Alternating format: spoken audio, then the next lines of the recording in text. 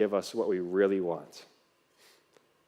Jesus says very clearly, "Come to me, and I will give you rest."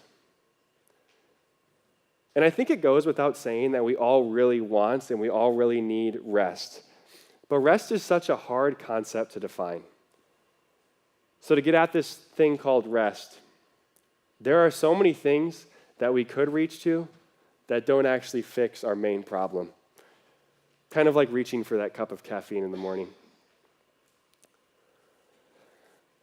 For example, maybe the rest that you've been looking for is to finally feel comfortable and stable in your life.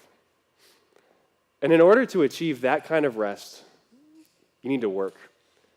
You need to put in as many hours as possible. You need to fight for every single promotion. You need to do everything in your power to make sure that the number in your bank account is always going up. And at the same time, you need to find a house that fits you perfectly, that you'll never get tired of, and that you'll always be satisfied with. You need to sacrifice all rest and recovery for as long as possible until you finally feel comfortable. Or maybe the sort of rest you've been looking for lately is just to feel more happy and more satisfied in your life. And to do that, you need to fill up all of your time. You need to say yes to absolutely everything. You need to make sure that your kids are happy by enrolling them in as many camps and activities and sports as possible.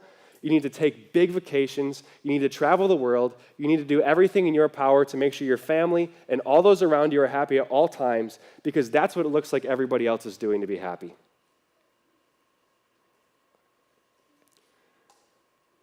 Or maybe the kind of rest you want is just a break from the commotion of your life. And you could reach for so many things on that topic. You can read all sorts of books that will tell you that you can change your life just with a few good habits.